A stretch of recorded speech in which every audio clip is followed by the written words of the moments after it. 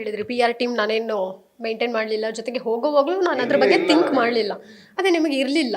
ಇನ್ನು ಮುಂದೆ ಏನಾದರೂ ಅದನ್ನು ಕಂಟಿನ್ಯೂ ಮಾಡ್ಬೇಕು ಅನ್ಕೊಂಡಿದ್ದೀರಾ? ಜೊತೆಗೆ ಈಗ ರ್ಯಾಲಿ ಅನ್ನುವಂಥದ್ದೆಲ್ಲ ಮಾಡ್ತಾರೆ ಬಿಗ್ ಬಾಸ್ ಮುಗ್ದಿದ ತಕ್ಷಣ, ಕಂಟೆಸ್ಟೆಂಟ್ಸ್ ಇರಬಹುದು. ನಿಮ್ಗೆ ಆ ಐಡಿಯಾ ಇದೆಯಾ? ರ್ಯಾಲಿ ಏನಾದರೂ ಏನಿಲ್ಲ ಮ್ಯಾಮ್, ನಾನು ಹೇಳಿದ್ನಲ್ಲ, ನಾನು ಸೆಲ್ಫ್ ಬೂಸ್ಟಿಂಗ್ ವ್ಯಕ್ತಿನೇ ಅಲ್ಲ. ನಾನು ಈ ಪ್ರಮೋಷನ್ ಇಲ್ದಿರೋದನ್ನೆಲ್ಲ ಮಾಡೋದು ಆರ್ಗ್ಯಾನಿಕ್ ಆಗಿ ಬರಬೇಕು.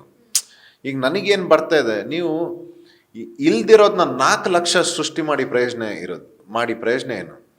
ಯಾವುದೋ ಒಂದು ಇಲ್ದಿರೋದನ್ನ ನೀವು ಅದು ಇದು ಇದು ಅದು ಅಂತ ಇಲ್ದಿರೋದನ್ನ ಒಂದು ಅಷ್ಟು ಕ್ರಿಯೇಟ್ ಮಾಡೋದಕ್ಕಿಂತ ಆರ್ಗ್ಯಾನಿಕ್ ಆಗಿ ಇರೋದು ಒಂದು 4,000 ಜೆನ್ಯೂನ್ ಆಗಿ ಬಂದರೆ ಅದೇ ಖುಷಿ ಅಲ್ವಾ?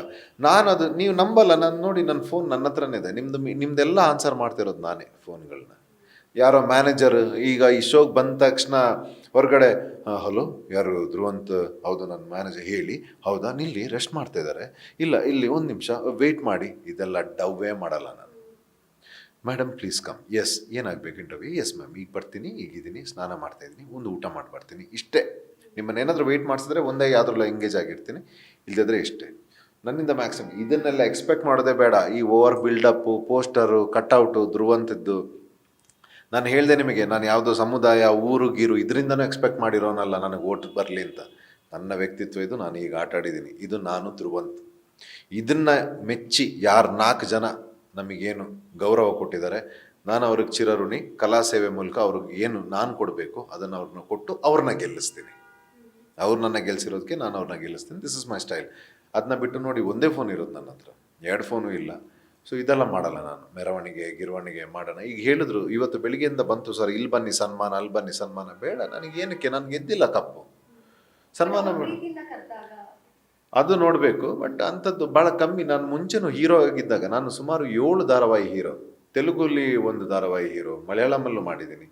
ಸೊ ಆಗಲೇ ಒಂದು 10 ವರ್ಷದಿಂದ ನಾನು ಹೀರೋ ಆಗಿ ನೋಡ್ಕೊಂಡು ಬಂದಿರೋನು ನಾನು ಫೇಮ್ನ. ಇದೆಲ್ಲ ಹೊಸದಲ್ಲ ನನಗೆ. ಸೊ ಹಾಗಾಗಿ ಆ ಶಾಲು, ಆ ಸನ್ಮಾನ, ಹೂವೆಲ್ಲ ನೋಡಿದ್ದೀನಿ. ಬಟ್ ನಿಮಗೆ ಹೇಗಾಗುತ್ತೆ ಗೊತ್ತಾ, ನಿಮ್ಮ ಸಾಧನೆಗಳು ಮುಂದೆ ಹೋಗ್ತಾ ಇರುವಾಗ ನಿಮಗೆ ನಾನು ಏನೂ ಮಾಡಿಲ್ಲ ಅಂತ ಅನ್ಸೋಕ್ಕೆ ಶುರು ಆಗುತ್ತೆ. ಮತ್ತು ನೀವು ಸಿಂಪಲ್ ಆಗ್ತಾ ಹೋಗ್ತೀರಿ. ನೀವು ಬಟ್ಟೆಗೂ ತಲೆ ಕೆಡಿಸ್ಕೊಳ್ಳಲ್ಲ. ನೀವು ಆಮೇಲೆ ಚಪ್ಪಲಿ ಹಾಕೊಂಡು ಓಡಾಡ್ತೀರಿ. ನಿಮಗೆ ಏನು ಗೊತ್ತಾ, ನೀವು ಮಾಡ್ತಾ ಇರೋ ಕೆಲಸಗಳು ಜಾಸ್ತಿ ಆಗ್ದಾಗ ನಿಮಗೆ ಅದೊಂದು ನಾರ್ಮಲ್ ಫೀಲ್ ಬರುತ್ತೆ, ನಾನು ಏನೂ ಮಾಡಿಲ್ಲ ಅಂತ, ನಾನು ಇನ್ನೂ ಮಾಡೋದು ತುಂಬ ಇದೆ, ನಾನು ಶುರುನೇ ಮಾಡಿಲ್ಲ ಅಂತ. ನನಗೆ ಆ ಭಾವನೆ. ನಾನು ಅದಕ್ಕೆ ತುಂಬ ಸಿಂಪಲ್ ಆಗಿರೋ ವ್ಯಕ್ತಿ. ಹಾಗೆ ಹೇಳ್ತೀನಿ ನಾನು. ಸಿಂಪಲ್ ಆಗಿರೋ ವ್ಯಕ್ತಿ. ಬಟ್ ವಿಚಾರಗಳು ಹೈ ಆಗಿರಬೇಕು ನಮ್ಮದು. ನಮ್ಮ ವಿಚಾರಗಳು, ನಮ್ಮ ನಿರ್ಣಯಗಳು ನಾವೇನು ತಗೊಳ್ತೀವಿ ಆ ಆ್ಯಂಗಲೆಲ್ಲ ದೊಡ್ಡದಾಗಿರಬೇಕು. ನಾವು ಸಿಂಪಲ್ ಆಗೇ ಖುಷಿ ನಮಗೆ. ನಾವು ಹಾಗೆ ಇರ್ತೀವಿ. ಕೆಲವು ಚೆನ್ನಾಗಿರೋ ಬಟ್ಟೆ ಹಾಕಿದಾಗ ಸ್ವಲ್ಪ ಡ್ಯಾಶಿಂಗ್ ಸ್ಟಾರ್ ಥರ, ಡ್ಯಾಶಿಂಗ್ ಥ್ರೂ ಥರ ಕಾಣ್ತೀವಿ. ಎಲ್ಲೋ ಅಪರೂಪಕ್ಕೆ ನಿಮ್ಮಂಥವ್ರು ಏನಾದರೂ ಗಿಫ್ಟ್ ಮಾಡಿದ್ರೆ, ಏನಾದರೂ ಒಳ್ಳೆ ಬಟ್ಟೆ ಸಿಕ್ಕಿದಾಗ ಅದನ್ನ ಹಾಕಿದಾಗ ಸ್ವಲ್ಪ ಡ್ಯಾಶಿಂಗ್ ಥ್ರೂ ಥರ ಕಾಣ್ತೀವಿ. ಇಲ್ಲ ಅಂದರೆ ನಮ್ಮ ತೋಟಕ್ಕೆಲ್ಲ ಬರ್ತಾರೆ ಕೆಲಸ ಮಾಡಲಿಕ್ಕೆ, ಅವ್ರಿಗೂ ನನಗೂ ಯಾವುದೇ ಸಂಬಂಧ, ಅವ್ರಿಗೂ ನನಗೂ ಡಿಫ್ರೆನ್ಸೇ ಇಲ್ಲ. ನಾನು ಈಗ ನನ್ನ ಊರಿಗೆ ಹೋಗ್ತೀನಿ, ಈಗ ಒಂದು ಸ್ವಲ್ಪ ದಿವಸದಲ್ಲಿ. ಇದೆಲ್ಲ ನಿಮ್ಮದೆಲ್ಲ ಪ್ರೆಸ್ ಮೀಟ್ ಮುಗಿಸ್ಕೊಂಡು ಅಲ್ಲೋಗಿ ಕೆಲಸ ಮಾಡ್ತಾ ಇರ್ತೀನಿ ನಾನು. ಸೊ ದಿಸ್ ಇಸ್ ಇದನ್ನು ಅದಕ್ಕೆ ಇಡಲ್ಲ. I love to be like this. Ashwini ಅವ್ರಿಗೆ ನೀವು ಒಂದು ಗಿಫ್ಟ್ ಮಾಡ್ತೀರಾ? ಸೊ ಅದೇನು, ಅದು ಮೇಕಪ್ ರಿಲೇಟೆಡ್, ಕಾಸ್ಮೆಟಿಕ್ದಾಗ ಏನು ಅಂತ? ಅದೊಂದು ಈ ಎನರ್ಜಿ ಡ್ರಿಂಕ್ ಥರ ಅದನ್ನು ನಾವು ನೀರಿಗೆ ಮಿಕ್ಸ್ ಮಾಡಿ ಕುಡಿದಾಗ ಒಂದು ಸ್ವಲ್ಪ ಸ್ಕಿನ್ ಎಲ್ಲ ಕ್ಲಿಯರ್ ಆಗುತ್ತೆ, ಪಿಂಪಲ್ಸ್ ಎಲ್ಲ ಕಮ್ಮಿ ಆಗುತ್ತೆ, ಸ್ವಲ್ಪ ಗ್ಲೋ ಬರುತ್ತೆ, ಶೈನ್ ಬರುತ್ತೆ ಅಂತ ಹೇಳ್ತಾರೆ ಆ ಪ್ರಾಡಕ್ಟ್ ಬಗ್ಗೆ. ಸೊ ನಮ್ಮ ಹತ್ರ ಅಲ್ಲಿ ಗಿಫ್ಟ್ ತರಬೇಕು ಅಂತಂದರೆ ಅಲ್ಲಿ ಏನು ಅಂತ ತರೋದು? ಸೊ ಏನು ಆಪ್ಷನ್ ಇರಲಿಲ್ಲ. ಸೊ ಅವರು ಕೂಡ ಒಬ್ಬರು ಆರ್ಟಿಸ್ಟ್. ಸೊ ಸ್ಕಿನ್ ಅಂದರೆ ಯಾರಿಗಿಷ್ಟ ಇರಲ್ಲ, ಸ್ಪೆಷಲಿ ಹೆಣ್ಮಕ್ಳಿಗೆ. ಕರೆಕ್ಟ್ ಗಿಫ್ಟ್ ಅನ್ನಿಸ್ತು, ಹೋಗ್ಬಿಟ್ಟು ಮೇಡಮ್ ಅಂತ ಕೊಟ್ಟಿದ್ದೀನಿ. ಅವ್ರು ಎಷ್ಟು ಯೂಸ್ ಮಾಡಿದಾರೋ ಇಲ್ವೋ ಗೊತ್ತಿಲ್ಲ, ಇಷ್ಟೇ. ಕನ್ನಡ ರಕ್ಷಣಾ ವೇದಿಕೆಯಲ್ಲಿ ಅವರು ಕೂಡ ಒಂದು ಪಾರ್ಟ್ ಆಗಿರುವಂಥದ್ದು. ಆದರೆ ಅವ್ರಿಗೆ ಕನ್ನಡನೇ ಕ್ಲೀನಾಗಿ ಬರೆಯೋಕ್ಕೆ ಬರಲ್ಲ ಅನ್ನುವಂಥದ್ದು ಹೊರಗಡೆ ಸಾಕಷ್ಟು ಚರ್ಚೆ ಆಯಿತು. ಇಲ್ಲ, ಸುಳ್ಳು. ತುಂಬ ಚೆನ್ನಾಗಿ ಬರೀತಾರೆ ಅವರು. ಕನ್ನಡ ಮಾತಿನಷ್ಟೇ ತುಂಬ ಚೆನ್ನಾಗಿ ಬರೀತಾರೆ. ವಿಷಯ ಏನಾಯಿತು ಅಂತಂದರೆ ಅವರು ಕೈ ಏಟಾಗಿತ್ತು. ಅವ್ರು ಹಾಗಾಗಿ ನನ್ನ ಕರೆಯೋದು, ಧ್ರುವ್ ನನಗೋಸ್ಕರ ಬರ್ಕೊಡಿ ಅಂತ. ಬರೆಯೋಕ್ಕಾಗಲ್ಲ ಅಂತಲ್ಲ, ಚೆನ್ನಾಗೇ ಬರೀತಾರೆ ಅವರು.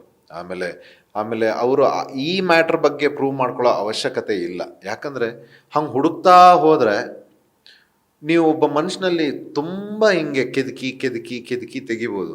ಯಾರಾದರೂ ಅವ್ರ ಥರ ಮಾತಾಡಲಿ. ನಾನು ಹೇಳೋದು ಕನ್ನಡ ಏನು, ಈಗ ನಾವು ಮಾತಾಡ್ತಿದ್ದೀವಿ, ಏನು ಸ್ಪಷ್ಟತೆಯಿಂದ ಮಾತಾಡ್ತಿದ್ದೀವಿ ನಾವೇನು. ಈಗ ನಾನು ಅವರಷ್ಟು ನನಗೆ ಮಾತಾಡೋಕ್ಕೆ ಬರಲ್ಲ.